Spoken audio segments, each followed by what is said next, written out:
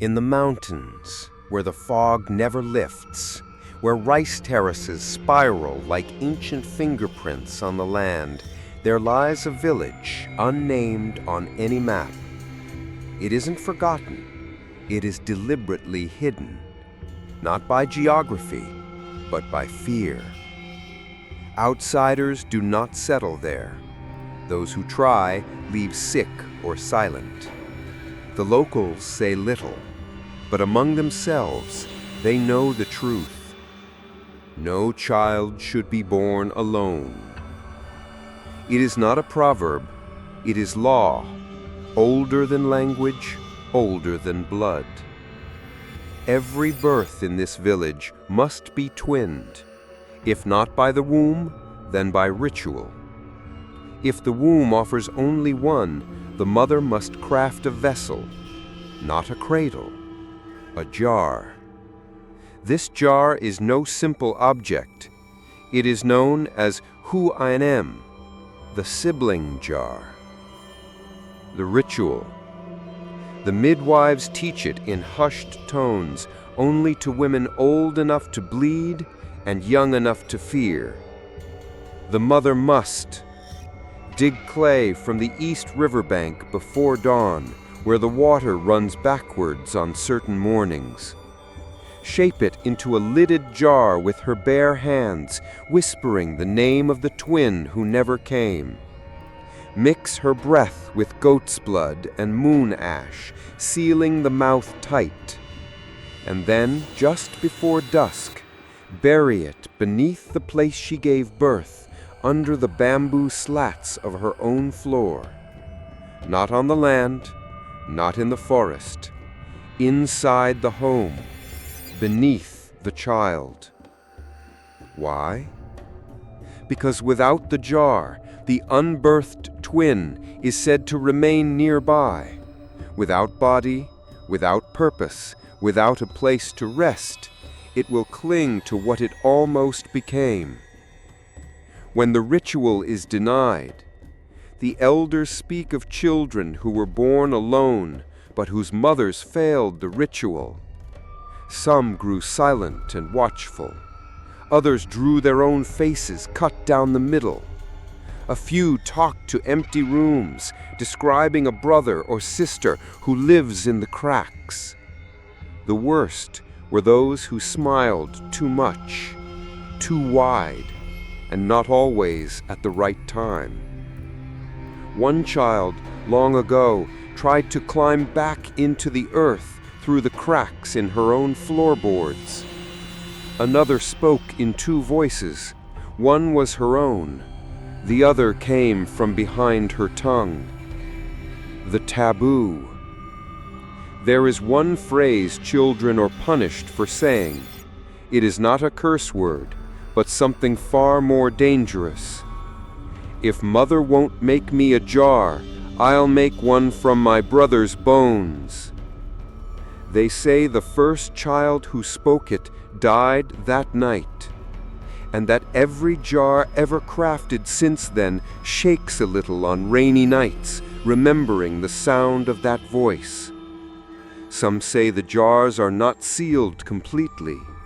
Some say the jars grow warm when you whisper near them. Some say the jars hum. A pregnancy in fog. Lynn was 17 when she conceived. The fog that year did not lift for 3 months. Birds stopped singing halfway through the second, and the midwife who touched her belly frowned deeply.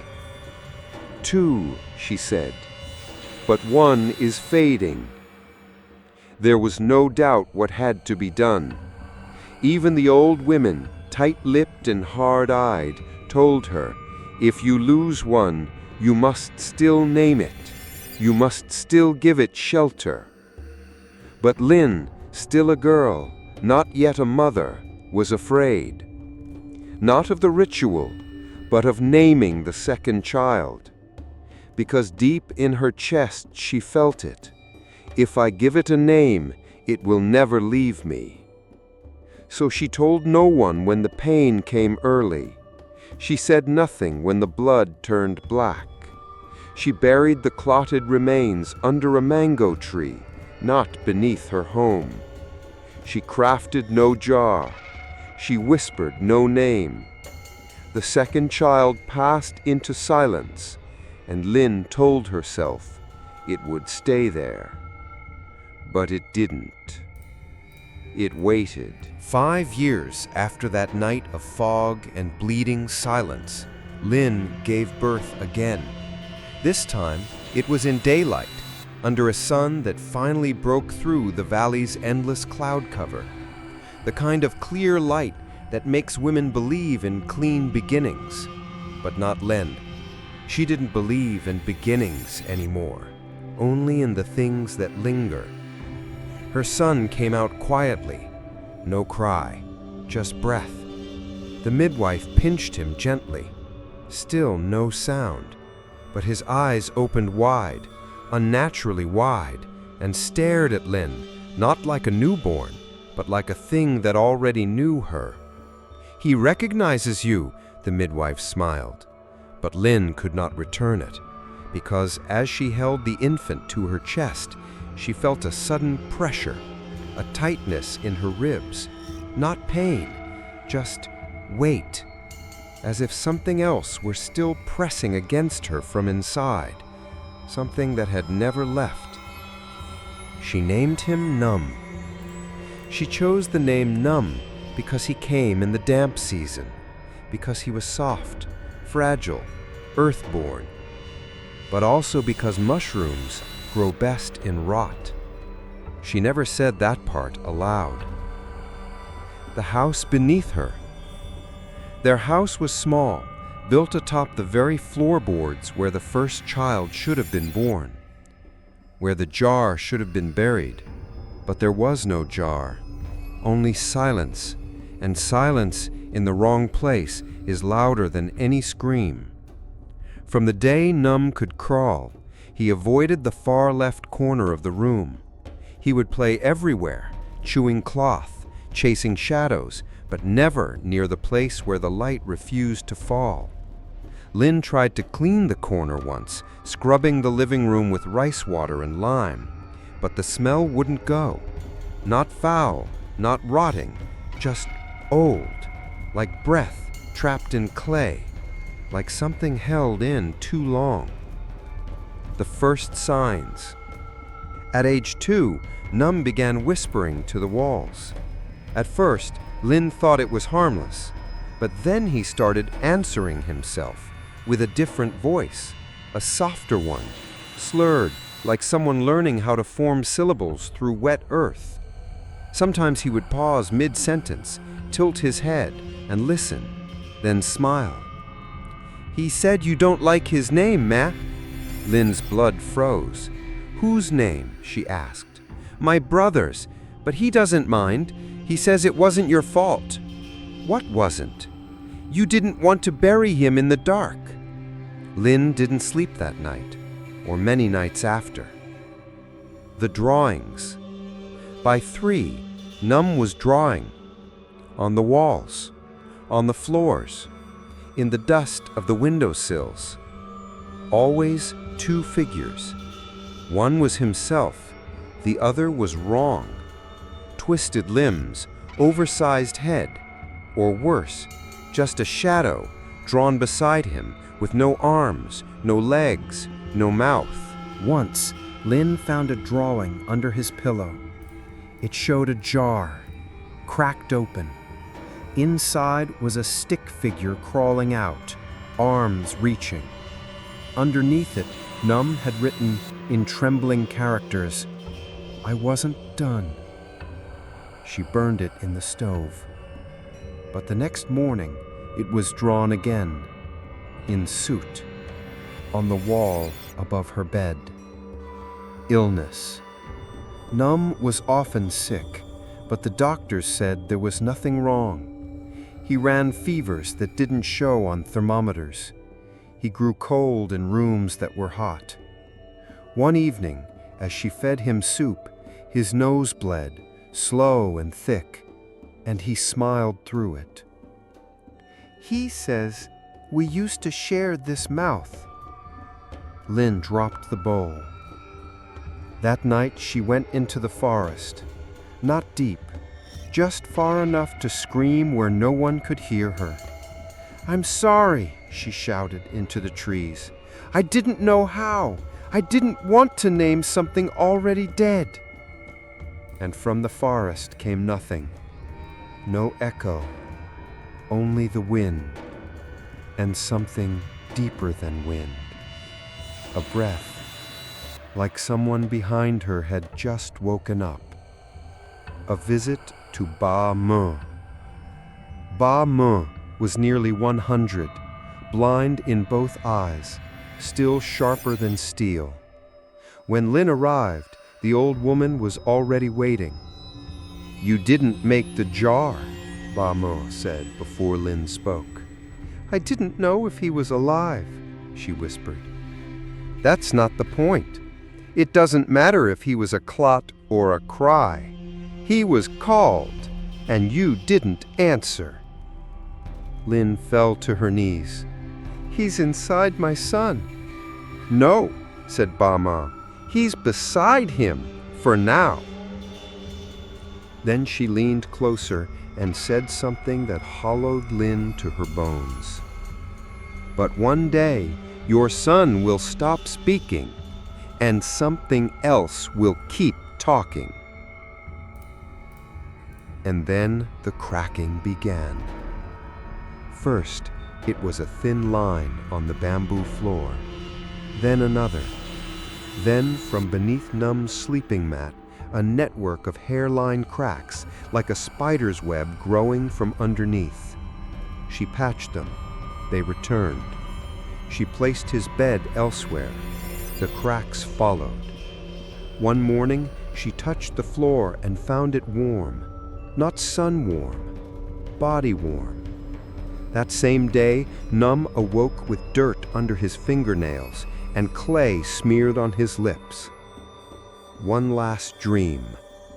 Lin began dreaming of jars, jars on every surface of her home, on shelves, under her bed, inside her pillow, each with a crack, each with something inside it pressing against the lid. In the final dream, she opened one, and inside was not her first child. It was herself. Eyes closed, mouth open, hands covered in blood. It began with breath. Not the soft rise and fall of a child dreaming, not the sigh of wind between bamboo slats. This was breath from inside the walls. A second inhale, a delayed exhale, always behind Num's. Ling heard it first on the 7th night of Num's fever. He was burning hot again, cheeks flushed, sweat soaking through 3 layers of cloth. She dabbed his forehead with wet leaves, hummed an old lullaby, watched over him like a mother should. Then he began to murmur. At first it was nothing, half-formed words, baby sounds, sleep-talking. Then it changed. His lips parted slowly, his tongue moved like it was remembering how to speak. And then, clear, quiet, deliberate, he whispered, "Ting." Ling dropped the cloth. No one had said that name in her house. No one knew she had ever considered it. It was a name she had once thought of, only thought, never spoken aloud, even before the second heartbeat faded. A secret name for the unborn. She had buried it along with the clot of blood and broken prayers under the mango tree. And yet, here it was, spoken by a child who should not know it, her son. When he woke, the next morning, Ling didn't say a word. She served breakfast with shaking hands. She watched her son chew too slowly, blink too little, smile too early. "Num," she said gently, "do you remember your dreams from last night?" He looked up with an expression too calm for a 5-year-old. "Which dream, meh?" "The one where you said a name." His face didn't change. He sipped his tea, then said softly, "It's not a dream. He told me." "Who?" "He was my brother." Ling's blood turned to stone. "What else did he say?" Num paused. His eyes didn't meet hers. He looked toward the cracked floorboards instead. "He said, 'Thank you.'" "For what?" "For not burying him in the dark." Guilt has a shape. That night, Ling lay awake long after Num fell asleep. She kept seeing his lips forming that name, not just saying it, offering it, like a gift or a warning. She tried to convince herself it was coincidence, that he'd heard the name somewhere, that it was something imagined, a trick of Thiever. But her body knew better. Mothers know, especially mothers with secrets in the soil. At midnight, she rose, lit a lantern, pulled a shawl over her shoulders, and stepped outside. She walked to the mango tree, the one that never bore fruit. She knelt beside it, placed her hand on the dirt, and closed her eyes. The soil was warm, and beneath it she felt something faint, like a heartbeat not fully grown. The drawing. The next morning she found another drawing under Num's pillow. Charcoal on paper scrap. A simple house, a boy inside, and a second boy underneath. Drawn beneath the floor, curled inside a jar. One eye open, one hand reaching up. And scrawled across the top, there were 2 words. "We remember." She turned it over. On the back, in smaller, shakier letters, another sentence. "He says it's better to be named than to be forgotten." Ling burned the paper immediately. But the next night, the drawing returned, this time etched onto the wall beside her bed, scratched into the bamboo itself. The floor beneath. She began hearing noises at dusk, tapping, always in 3s, then silence, then a soft sound like clay cracking in the sun. Sometimes it came from beneath her pillow, sometimes from beneath Num's bed. Once she lifted the floorboard near the corner where Num never played. Nothing. Except something was different. The dirt wasn't packed tight like it should be. It was loose, fresh, slightly damp. And embedded in the center, half buried, was a small piece of red ceramic. She picked it up. It was warm. The same red, the same grain, the same curvature, the same kind of clay used for the jars. She dropped it and stepped back, her breathing ragged. Then from behind her, in Num's voice but not his tone, she heard, "It broke when you didn't come." She turned sharply. Num was still asleep. Blood, the name lingers. Over the next few days, Lin tried everything. She sprinkled salt, hung red thread above the doors, burned rice stalks and white sage. Nothing helped, because it wasn't her house that was haunted. It was her child. He began speaking more often to himself, not mumbling, conversing, with pauses for listening, with laughter. Sometimes both voices laughed. She caught him drawing the same thing over and over. A cracked jar, a smiling face inside, and a boy with half a face missing. Once he looked up from a drawing and said, "He likes when I say his name, Don't say it. But he says names are doors. Doors to what? To skin. Ling had always been afraid of digging. There was something sacred about what lay beneath, not just in the ground, but in memory. Because once unearthed, certain things do not return to silence. They crawl up with the dirt. They breathe again. But fear no longer mattered, because the floor of her house had begun to shift. Not dramatically, not violently, just subtly wrong.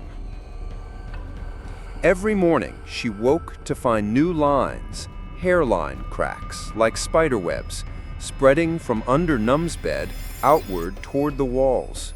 No earthquake, no rain, just movement, breath, intent. She began marking the cracks with chalk.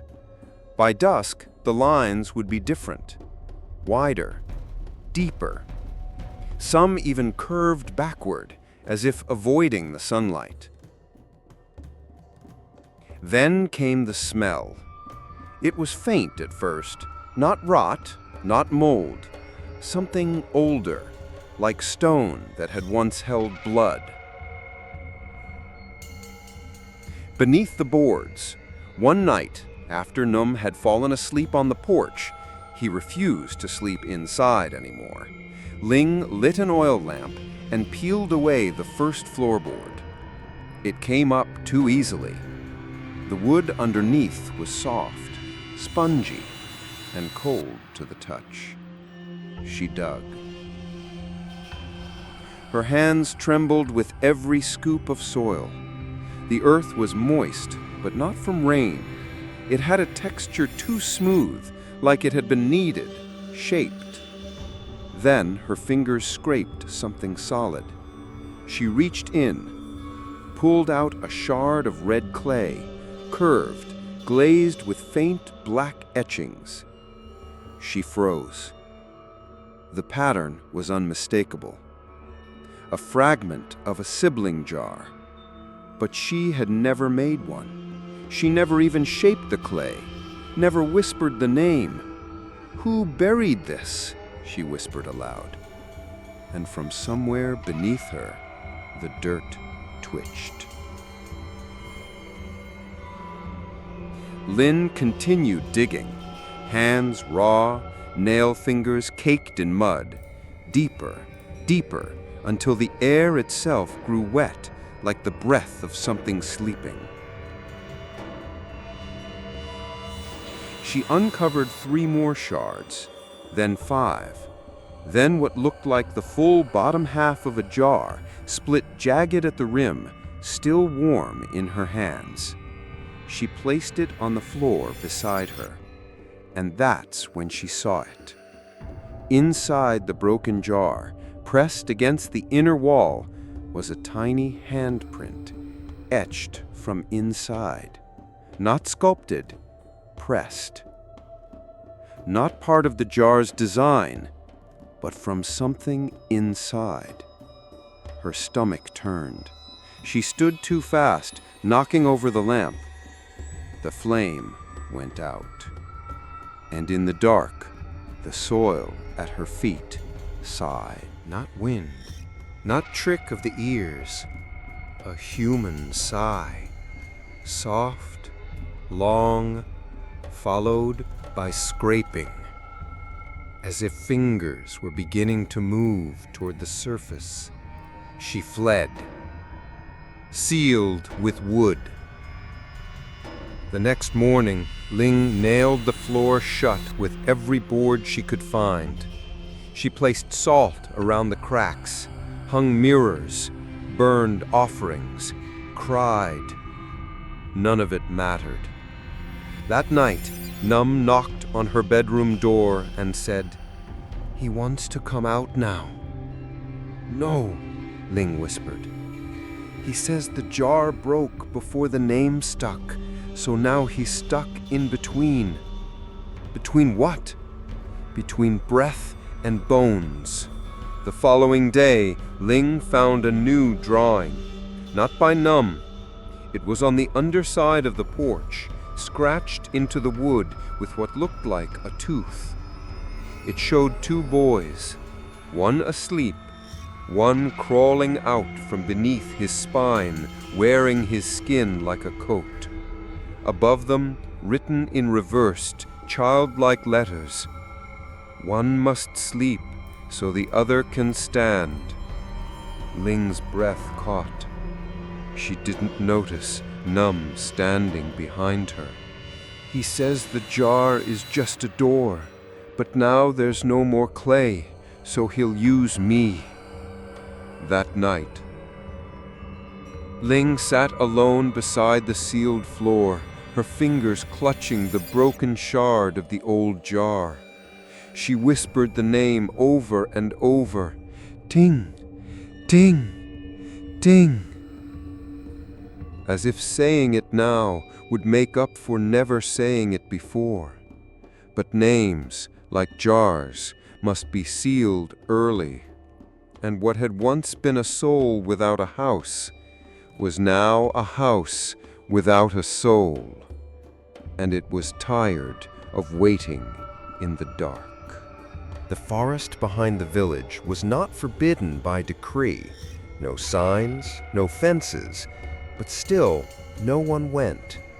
Because even when the trees stood still, even when the leaves whispered no warnings, the soil beneath them pulsed with old stories, the kind that didn't need to be told because the roots already remembered them.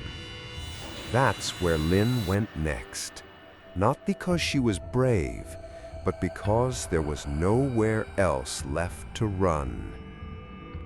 She went to Bamur.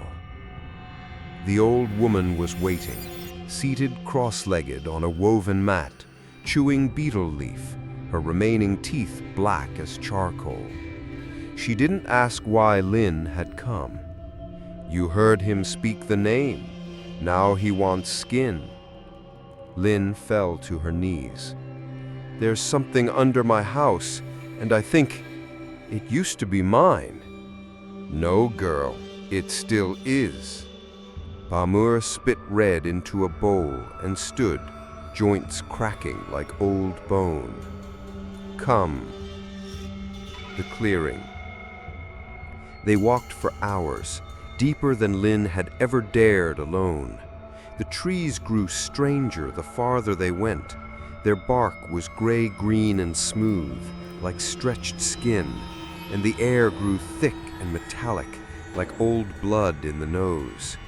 Then they reached it, a perfect circle of bare ground, untouched by leaf or moss, as if something beneath had heated the earth from below. The center was dotted with mounds, no taller than a kneeling child. Each mound had a jar buried just below the surface, its lid visible, etched with symbols and names in no language Lin had ever read. Some jars were whole, some were cracked, filled with black vines that pulsed faintly. One was completely shattered, and one, just one, had no lid.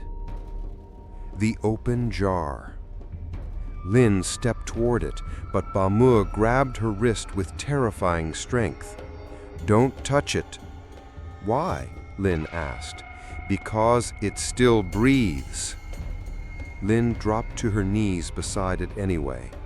The jar's rim was smooth, almost polished by time, but too clean. It didn't look like it had ever been sealed. Inside, nothing. No bone, no cloth, just a faint, wet heat, and a smell she knew too well. Birth. Then she heard it. Not a word, not a voice. A hum. So low it shook her ribs, so deep it answered questions she hadn't asked. She touched the rim, and the air shifted. All around them, the other jars began to vibrate softly, like they were listening. Bamur backed away. "That jar was meant for your second child," she said, "but you never made it." "I buried him under the mango tree," Lin whispered. "That's not the same. The tree doesn't speak the language of jars." "So, what's inside it now?" Ba Me's eyes clouded. "Nothing. That's the problem." They sat together as dusk fell, surrounded by humming jars. Ba Me told her what the village had buried, not just in soil, but in silence. There had been others like Lin, women who miscarried, who lost one twin, who aborted out of fear or famine. Some made jars too late. Some made jars but forgot the name. Some sealed them with salt instead of blood, and the jars cracked, or never sealed, or grew too warm. "A jar is not just for holding," Ba Me said. "It's a bargain, a truce. You give the spirit a body, and it agrees to sleep. But you broke the contract before it was ever signed." Lin looked down at the lidless jar again. This time she saw something inside. A shadow swirling faintly, like smoke trying to remember how to be bone. It rose slightly toward the surface, and for a moment it almost formed a face. "What does it want?" Lin asked, shaking. Ba Me didn't answer. She just pointed toward the jar, then toward Lin's stomach. It hit Lin like falling into freezing water. It wasn't trying to take Numb, not yet. It was trying to return to her, to finish the process, to be born the way it was supposed to, through her body, through her blood, through her scream. And failing that, it would crawl into anything warm enough, anything open, anyone unguarded. "Is there any way to fix this?" Lin asked, voice barely audible. "No," Ba Me said. "Only a way to contain it." "How?" "You must give it what it was denied, a name, a house, and a door that stays closed." "A new jar?" "No, a new body." Lin shook her head violently. "No, he's a child." "So was the one you left behind." Ling returned home before sunrise. The forest air still clung to her like a second skin, wet, heavy, and humming. The image of the open jar wouldn't leave her, a vessel waiting to be filled, or already in the process of being replaced. She crossed the threshold of her house, expecting silence. But the house was breathing. The breathing walls. At first, she thought it was her imagination, the flickering of the oil lamp, the strain of exhaustion. But then she saw it. The walls pulsed.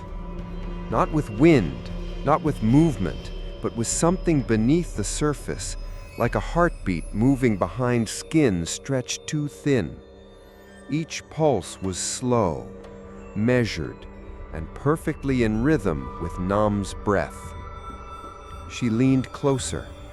There were veins in the walls, hair-thin cracks filled with dark, sluggish fluid, running through the bamboo and clay like capillaries in a body. "No," she whispered. "No, no, no, no, no." "He likes it better this way," said a voice behind her. She turned. Nam stood barefoot on the floor, eyes wide open, staring straight ahead, not at her, but at the wall. "He says he didn't want a jar after all. Jars are too small. This house is warmer." Mirrors and mouths. Ling ran to grab the only mirror left in the house, a bronze tray passed down from her grandmother. She held it up to Nam. He blinked, but his reflection didn't. The image in the mirror smiled with a slight tilt of the head. Its lips moved faintly, But no words came, only the motion, as if it were practicing, trying to remember how to mimic life. Nam tilted his head in the same direction, like the reflection was teaching him from the other side. He says this body is like a glove. It just needs more stretching. Ling dropped the mirror. It shattered into pieces. One shard landed face up. The reflection showed a third figure in the room, small, crouching, head tilted, sitting in the space between Nam's feet. But when she looked up, there was nothing there. The hollow spot. That night, Ling tried to sleep beside her son. He refused. "I'm not cold anymore, Ma. The walls keep me warm." Instead, he lay down in the corner of the room, the very place he used to avoid as a child. He placed both hands flat on the floor, closed his eyes, and sank an inch into the wood. Not visibly, not fully, but the floor depressed beneath his body, like a mattress, as if something below had softened the structure to accommodate him. Ling touched the spot after he stood up. It was warm and slightly wet. The whispered name returns. At midnight, the floor began to whisper, not in words, not even in language, just a long, drawn-out syllable, repeated over and over again, rising from under the boards. Ding, ding, ding, ding. It wasn't coming from Num. He was asleep. The voice had weight. It was being exhaled by the house itself. Lin pressed her ear to the floor, and for a moment she heard two people breathing. Then a third. The cracks open. By dawn, the cracks had widened, not just in the floor now, but up the walls, along the ceiling beams. The center of the house was bending inward, like a lung inhaling its own foundation. One board near the hearth split open with a sound like wet wood tearing. Lin rushed to it. Inside the crack, something moved. She thought it was a worm, then a root. Then she saw it. A finger, tiny, gray-pink, pressed against the inside of the beam as if trying to poke through. It had a fingernail, and it tapped twice, then withdrew. The needle in her skin. Later, while washing her hands, Lin noticed something strange in her left arm fore. A raised bump, hard. She pressed it, winced. It moved. She cut it open with a sewing needle. Out slid a splinter of red clay, as thin as a toothpick, wet with blood, still warm. She looked closer, and etched on its surface was a faint symbol, the same symbol that had once marked the jars, only now it was inside her. One last drawing. That evening, Num gave her a new drawing. It showed the house, only the house had muscles, veins, a spine. At its center was a heart pulsing. Inside the heart were two boys, one sitting quietly, the other climbing on top of him, slowly pushing his face into the other's mouth. Above it all, written in red crayon, "He doesn't want to be named anymore. He wants to be worn." By the time Lin realized the house had a pulse, it had already begun growing organs. Not real ones, not yet, but the bones were there, support beams that creaked like ribs, clay walls that sweated when touched, and a ceiling that sagged and expanded as if drawing in breath. It no longer smelled like home. It smelled like amniotic fluid and warm wood, like a body remembering how to become womb. For 2 nights, the whispering stopped. No tapping, no drawings, no breath. Num slept deeply, peacefully, his face flushed with color. He hummed to himself, tunes Lin didn't recognize, melodies with no rhythm, no beginning. When she asked what he was singing, he said, "He taught me from inside." "Who?" "The one who's waiting for me to move out." Lin's blood turned to ice. "You mean leave the house?" "No, May," he smiled. "Leave this body."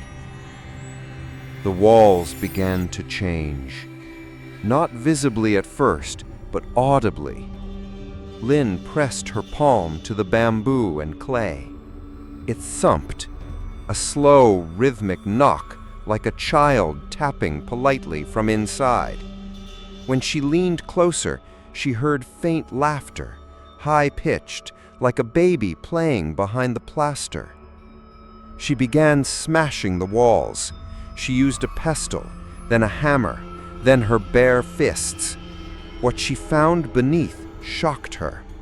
Not stone, not termite trails, but layers of red clay, moist, hand-packed, warm. And in one section, pressed carefully into the inside of the wall, was a face print, tiny, not fully formed, but smiling. That night, Lin dreamed of giving birth, not to a child, to a room. She screamed on all fours, and from her opened belly crawled out walls, beams, a roof, all dripping, pulsing, growing outward. And when the final shape formed, a house in her image, something inside it cried. She crawled inside to find it. In the center of the floor sat a jar with no lid. Inside, 2 small skeletons, curled together like twins in utero. As she reached to touch them, one turned its head and opened its mouth. Inside was her voice, begging, "Close the door, please, before he learns how to walk." Ling woke screaming, and she knew what she had to do. Burn it, the house, all of it. She waited until Num was napping outside, then soaked the floor with oil, herbs, camphor, and crushed red chilies. She lit a flame at the front and whispered, "Ting, I name you, I free you, I end this." The fire took instantly, but it didn't spread, it sank. The flame curled downward into the cracks and disappeared, not like being extinguished, like being consumed. A moment later, smoke rose from the floor, sweet, sharp, familiar, the smell of burnt milk and wet clay. Then the house laughed, not echoed, not creaked, laughed. Walls shook with it, rafters trembled, and above her head, from the attic beam, a voice called down in Num's voice, "You're too late to unmake me." The far wall split open, not cracked, but peeled, like skin tearing at a surgical seam. Inside was a chamber no one had built, round, pink, beating, a womb room. And curled at its center, half submerged in clay and membrane, was a boy, his back to her, breathing, alive. She stepped closer, and the figure turned. It was Num, and yet not. A second Num, smiling with a mouthful of milk teeth and someone else's molars behind them. "He doesn't want to share anymore," it said. "He wants to be the only one now."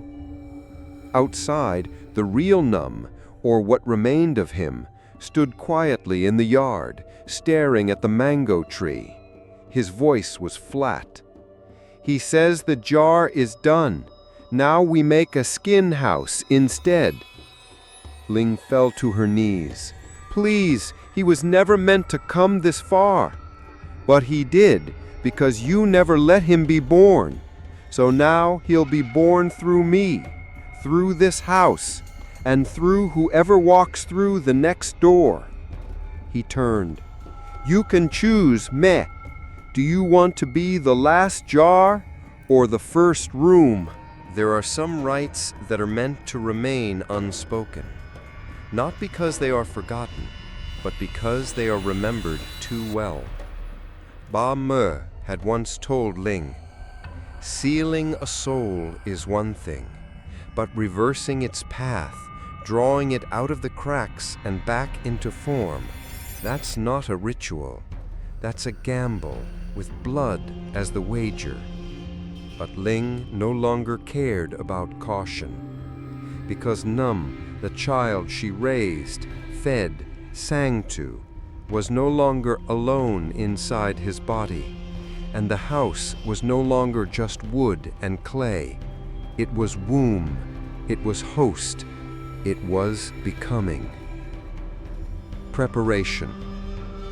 Ling waited until the moon hung low, a thin red slit like a sealed mouth trying to reopen. She gathered what the books never wrote: the bones of a chicken that died of fear, ash from a stillbirth's umbilical fire, her own fingernail clippings bound with her hair, milk curdled in moonlight, and most of all, the shard of red clay that had worked its way beneath her skin weeks before. She crushed everything together in a bowl made from cracked ceramic. The mixture hissed, bubbled, moved. The forbidden circle. In the center of the house, where the womb room had opened, Ling carved a reverse seal into the floorboards. Not a pentagram, not a protective ring, a spiral drawn inward, a path not to keep spirits out, but to guide one in. She sat naked inside the spiral, clutching a photo of Num as a baby, and whispered, "You never had a name from me, but now I give you mine. I am the mother, I am the mouth, I am the jar." Then, with a jagged bone shard, she cut open her belly. Not deep, just enough to bleed, enough to speak in the language spirits remember. The house responded instantly. The house reacts. The walls groaned. Cracks opened like eyes. From under the floorboards came a suctioning sound, like breath pulled through wet fabric. And from the shadows he came, the second Num. Not walking, sliding, as if limbs were optional. His eyes were wide, white, glistening. His mouth smiled too soon. "You finally called me, meh." "Not to join me," Ling said, "to return." "I don't go back," he whispered. "I only go through." She gritted her teeth. "Then wear me, if that's what you want." Blood drop, possession attempt. He leapt. No footsteps, just sudden presence. He plunged into her, his form shifting into black mist, bones, wet hands of clay, and Ling screamed. Her body arched, blood spraying across the spiral. But she kept whispering, she kept breathing, she kept offering. "Take the body, but carry the name. Take the name, and be sealed in it." The spirit writhed. Inside her veins, her womb, her spine, it fought, bit, screamed. But it was too late. The ritual had already been reversed. She wasn't offering a vessel. She was offering a name with no exit. She was not a jar. She was a trap, and it had just crawled inside. Blood drop, sealing herself. Her final act was swallowing the remaining ash and milk mixture, her mouth filled with rot and copper, her stomach seized. The moment it hit her gut, the house screamed. 1,000 voices, not Numb, not her, not even the spirit, but all of them merged, realizing what had happened. She had turned herself into the jar and sealed it with life.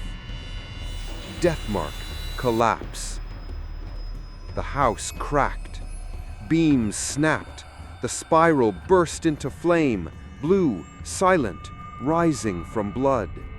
Numb, outside, dropped to the ground, unconscious. And in the center of the house, Ling fell back, her eyes open but seeing nothing. The walls pulsed once more, then stopped.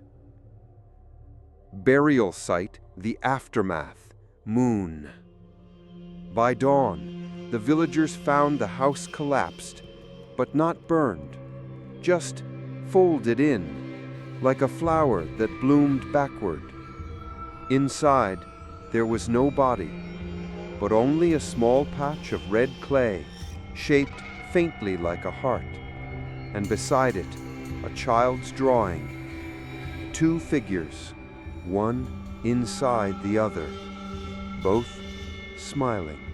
Numb woke at dawn, lying beneath the mango tree that never bore fruit. The sun filtered weakly through the fog, and everything smelled like ash and milk. His shirt was soaked with sweat, or rain, or maybe something older. His mouth tasted like clay. He didn't remember falling asleep. He didn't remember the house collapsing. He didn't even remember her name. He stood slowly. His bones were stiff, but his body felt lighter, as if something had been pulled out of it during the night. Something missing. He walked toward the ruins. The house was gone. Not burned, not destroyed, just emptied, as if the walls had caved in to cradle something, then vanished once the thing was sealed. No sign of Ling, no blood, no hair, no trace, only silence. And in the center of it all, a single red patch of clay, smoothed flat into the ground, pulsing faintly with residual warmth. And beside it, something Numb didn't remember drawing. 2 stick figures, one inside the other, both smiling, one without eyes. The mirror test. Later that day, a neighbor brought him food. Numb accepted it with a blank face, ate slowly, thanked her politely. But as she turned to leave, she asked, "Where's your meh?" He blinked, paused, then answered softly, "She's with me." That night, he found a fragment of the broken mirror beneath the roots of the mango tree. He stared into it. His face looked the same, but something behind his eyes felt crowded. He smiled, and for the first time in days, his reflection smiled at the exact same moment. But the reflection's eyes lingered longer than his did before blinking, as if someone else was still learning how to sync. The whisper returns. In dreams, he hears it, his mother's voice, but it's not coming from outside, it's inside. A whisper behind his teeth, a hum in his ribs. Sometimes she says, "You're safe now." Other times, "You must carry me." And once while staring into the darkness, he heard, "If he returns, seal us again. Seal us in skin." The new hunger. Days pass, weeks. Num doesn't cry, doesn't laugh, but he begins to draw again. Only now, the pictures are different. No more stick figures, no more jars. Now he draws people's faces, but their mouths are sealed with red stitching. And at the center of every drawing is a circle, not a jar, a womb, drawn over and over in charcoal and blood. The choice begins again. One evening, Num sits under the tree, his fingers digging into the soil. He pulls something up, a small shard of red clay, still warm. He presses it to his chest. And then from behind him, a voice not his own, soft and maternal, speaks from inside his throat. It's almost time, but who will wear the skin next? Num blinks. For a moment, his shadow splits into two, then merges again. The village watches. The villagers pretend nothing happened, but they do not rebuild the house. They walk around it. They leave offerings near the mango tree. And sometimes, in the deep fog, they see a small figure inside the collapsed ruins, drawing circles into the dirt. They say he talks to someone who isn't there, that his eyes shine in the dark, that he hums lullabies no one taught him, that the air around him sometimes smells like placenta and fire. A final choice. One night, standing in front of a mirror again, Num asks aloud, "Are you still here?" No reply. Then, "Do I let you out?" His reflection answers, with his own voice twisted gently, "Only if you're willing to go in." They weren't supposed to remember. The village had lived by that rule for generations. What was lost must stay buried. What was denied must never be spoken. And what was born without a twin must be sealed or silenced. But memory, true memory, does not live in words. It lives in soil, in blood, in bone. And now it had begun to bloom again. The first child. It began with Thumb, the potter's daughter. 5 years old, quiet, polite, unremarkable, until the morning she walked into her parents' room with red lines drawn across her mouth.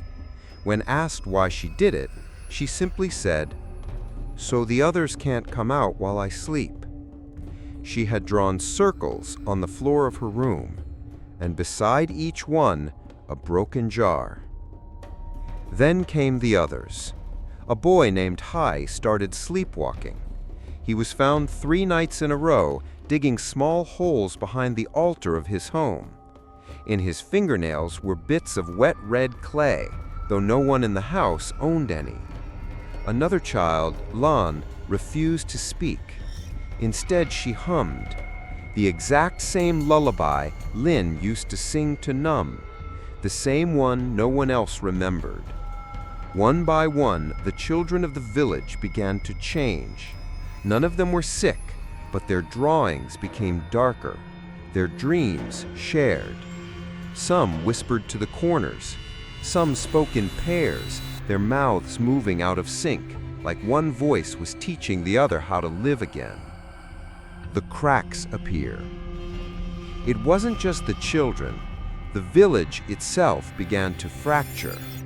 Walls split in symmetrical patterns, floors buckled in perfect spirals. Old graves wept clay, and in the rice fields, patches of soil began to hum at dusk. Those who dared walk barefoot through them claimed to feel something wriggling beneath. Not worms, not roots, breath. One old woman tried to salt the soil. She died in her sleep that night. Her body curled tight, fingers clutching a handful of red dust, mouth full of dried milk. Candlelight, Ba Ma's warning. The villagers went to Ba Ma, demanding answers. She sat silent for a long time, then said, "The jars we buried were not containers. They were contracts, and too many were broken. Some were never made. Some were made too late. Some were made with lies. Now the unborn want balance.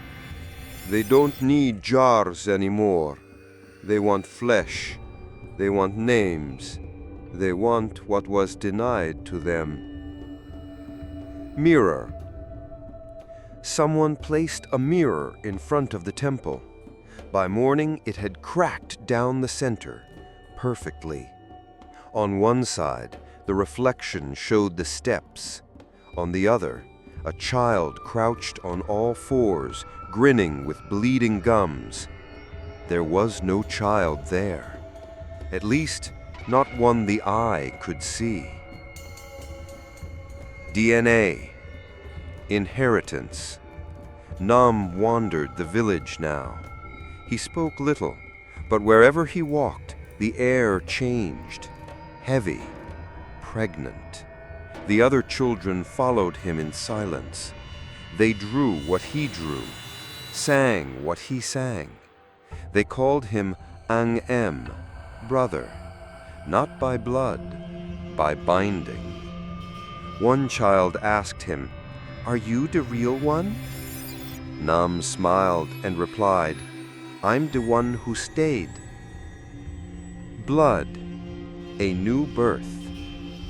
Then one night, a scream echoed from the edge of the forest. A woman had given birth, alone, far from the village. She had hidden her pregnancy out of shame. No one had known. The baby survived, but she didn't. Her body was found beside the infant, her arms curled around a lump of red clay, clutched like a second child. The clay had a heartbeat. It pulsed until it was removed from her hands. Then it crumbled to dust. The baby's eyes didn't blink for 3 hours. When they finally did, they were already tracking movement, watching, waiting. No one spoke of it publicly, but one by one, the village's mothers gathered at dusk, old, young, pregnant, barren, all who had ever bled for a child, born or not. They met at the edge of the forest, where the trees stopped growing and the ground grew unnaturally warm. Ba Me was already there. She stood beside a circle of blackened earth, surrounded by old clay fragments. This was the place where the first jars were buried, long before anyone living had a name. She called the gathering not a ritual, but a reckoning. "This is not for forgiveness," she said, voice like dry leaves. "This is to remind the soil we have not forgotten our debt. To reverse this curse, the mistresses must each craft one new jar, not for a child, not for a spirit, for herself. Instead of creating vessels for the unborn, they would offer their own names back into the earth, a confession, a sealing, a vow to no longer break what was once bound. If the wombs birthed chaos," Ba Me whispered, "then let the wombs carry it back down." The jars were made from clay dug at night beneath homes with children who whispered in their sleep. water drawn from wells that echoed when empty, blood from each woman's left hand mixed with dried milk. The process was ancient and painful. Some women wept as they shaped the clay. Some laughed hysterically. Some grew silent and never spoke again. Each jar bore a single thumbprint on its lid, pressed deep as if pushed by something from the inside. At midnight, the jars were carried into the circle. The women sat around them, humming a song no one admitted to knowing. It was a lullaby without melody, a rhythm that pulsed like a second heartbeat beneath their own. The children were kept home, doors sealed, salt burned, mirrors covered. The villagers watched the forest breathe. The wind didn't blow, but the trees swayed, and from the center of the jar circle, a warmth began to rise. Something answers. The jars hummed, one by one. A low, wet sound, not musical, visceral. One woman clutched her chest and collapsed. Another's nose began to bleed. Another screamed her child's name without meaning to, but still they hummed. Then one jar cracked. Then another, then 5. The lids popped upward, not from pressure, from inside. And from one of the open jars, a voice slipped through, not spoken aloud, but inside every woman's skull. You buried nothing. We grew in the silence you left behind. Now we are not jars, we are lungs. Ba'Mur breaks. The oldest woman stood and screamed. She began crushing the jars one by one, barefoot, screaming names from a list no one else had heard, names of unborn twins, names of children who had no graves, names that once were whispered but never sealed. With each smash, the humming grew louder, higher, like air screaming through broken flutes. Then silence.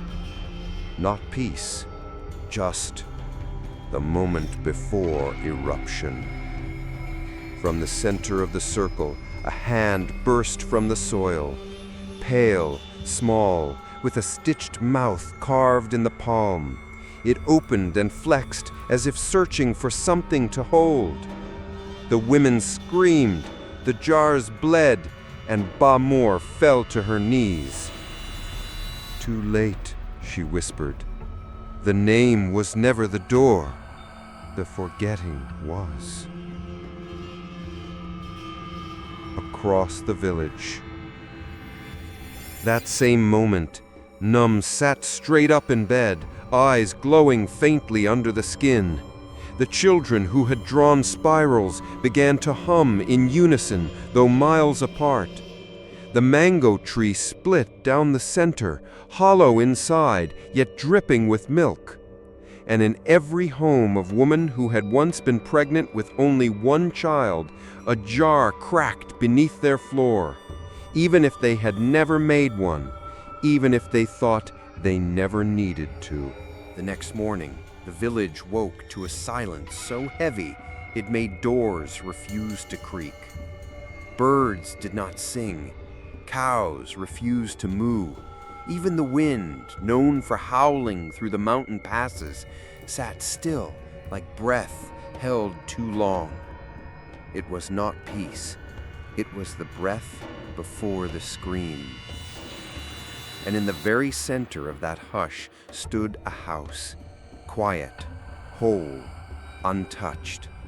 But no one remembered building it. The house that returned. It stood exactly where Lynn's house had collapsed. Same size, same shape, same porch. But the wood was wrong. Too smooth, too clean. No nails, no grain, as if it had grown, not been built. Some said it had reappeared overnight. Others said it had never truly left, that the land simply breathed it back into place. And in the doorway stood Num, alive, smiling. "Come in," he said. "She's resting." No one accepted the invitation. Inside the walls, those who dared peek through the window saw strange things. Curtains that fluttered even when the air was still.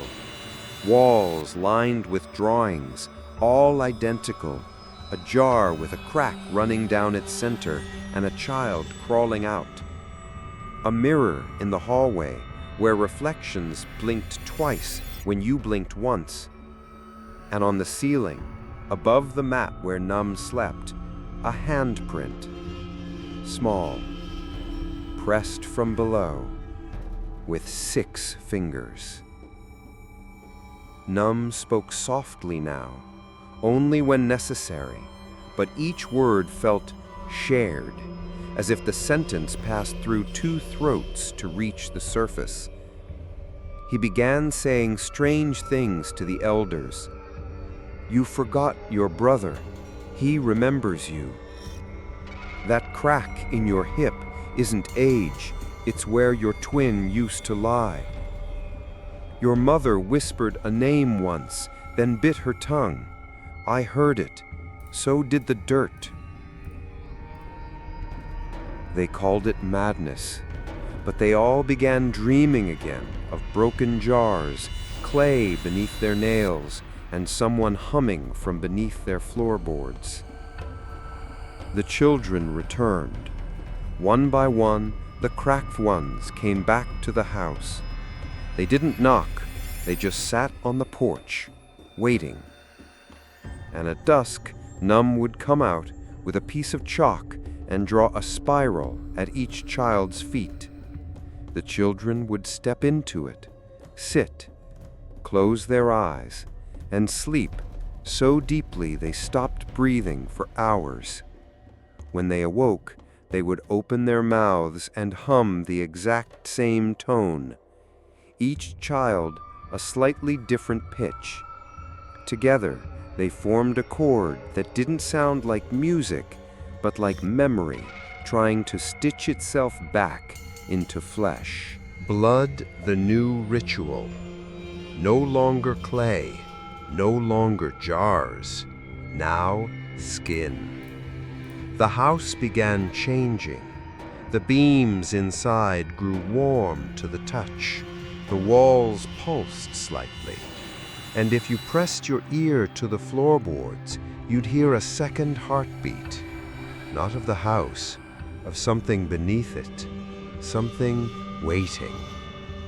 The children called it Chi-em, not a name, a role, the sister who wasn't born. Num never corrected them. At night, one evening, a widow passed by the house and heard a lullaby.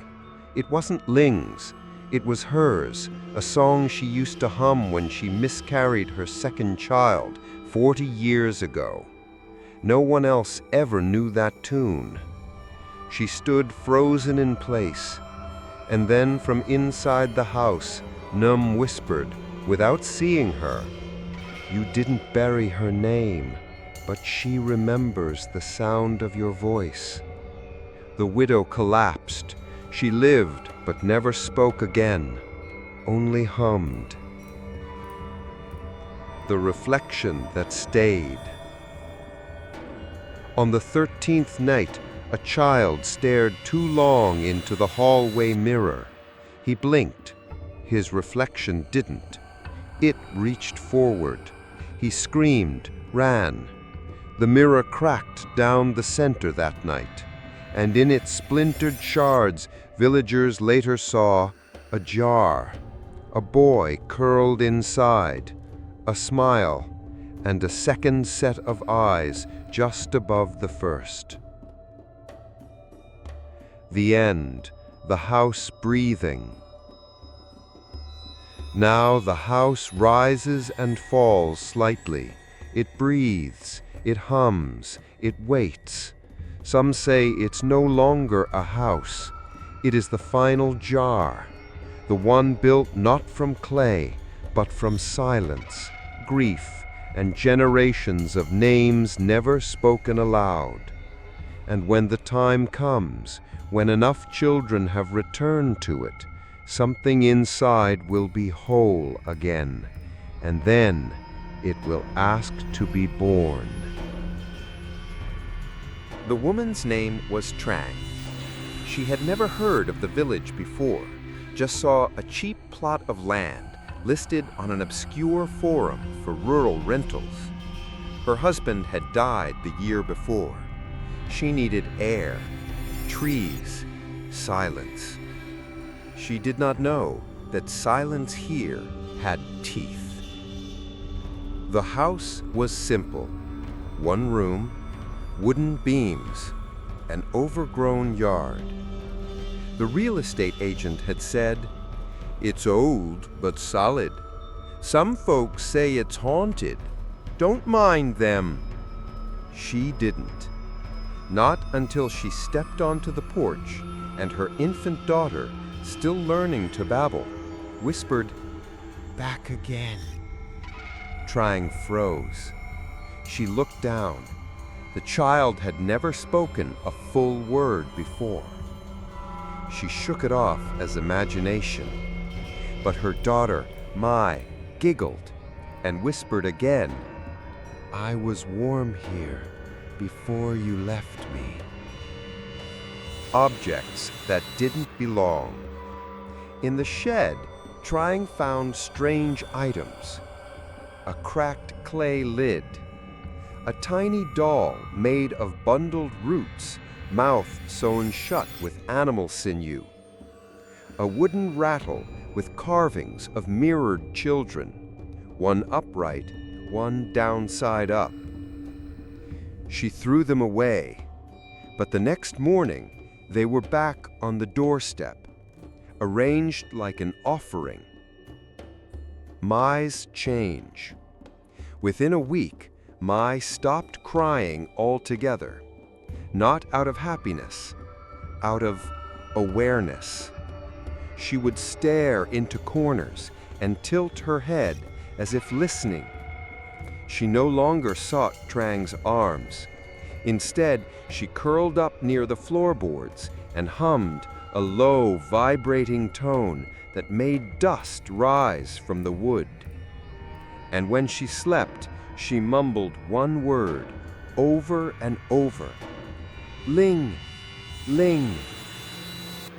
The digging. Trang could no longer sleep. The house moaned at night, not from wind, but from underneath. She borrowed a lantern, dug beneath the floor one night to check for rats. Instead, she found clay fragments, dozens, all humming faintly. One, still whole, vibrated when she touched it. She picked it up, put it to her ear. Inside, a voice whispered, "You didn't name me, but I remember yours." A visit to the elder. Frightened, Trang found the oldest woman in the village, a mute hunched in a chair, her eyes milk white. Before Trang could speak, the woman raised a shaking finger and pointed to the bundle in Trang's arms. "That's not the first time she's been born," the elder rasped. "You didn't finish the ritual, did you?" Trang blinked.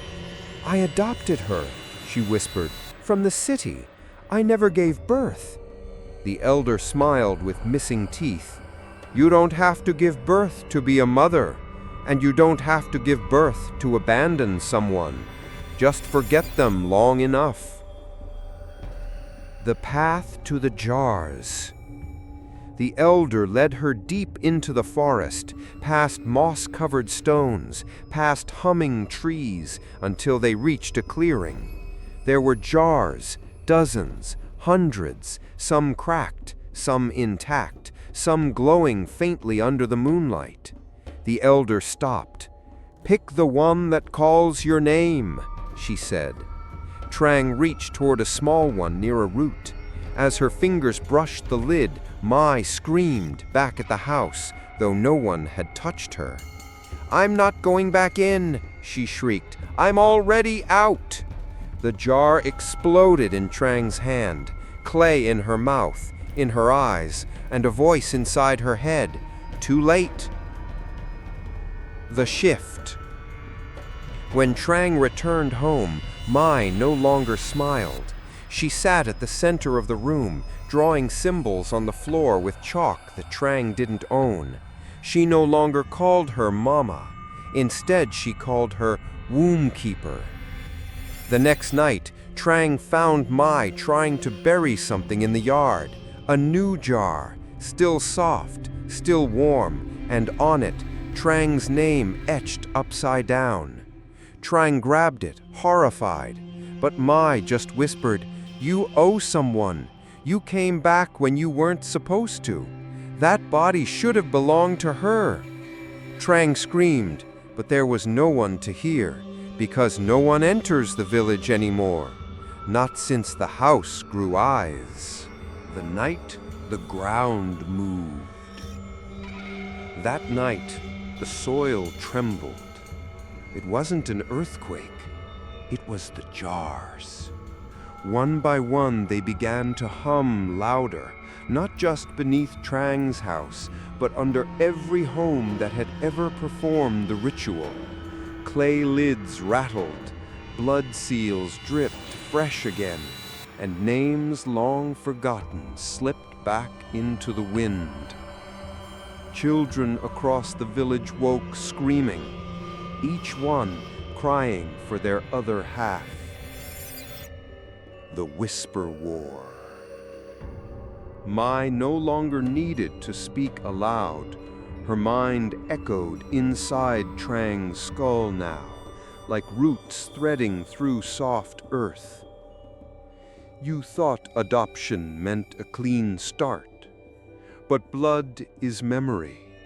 Memory is soil, and soil remembers who it was meant to feed.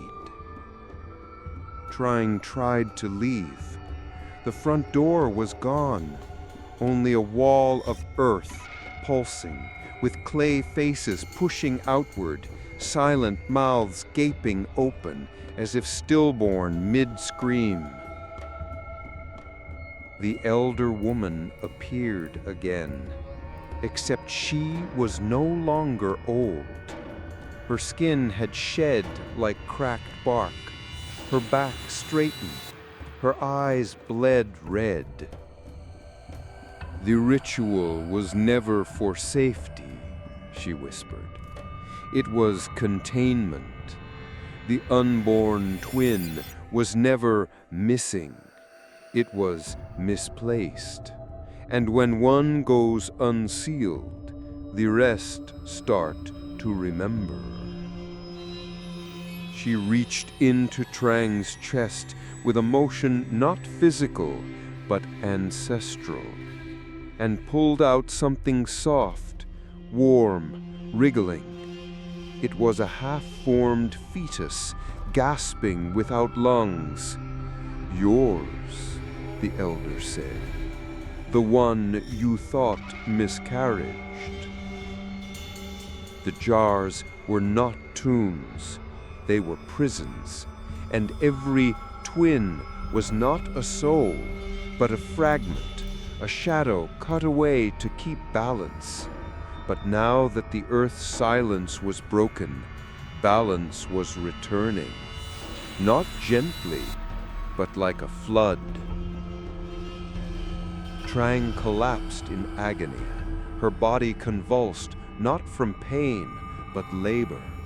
She screamed without understanding.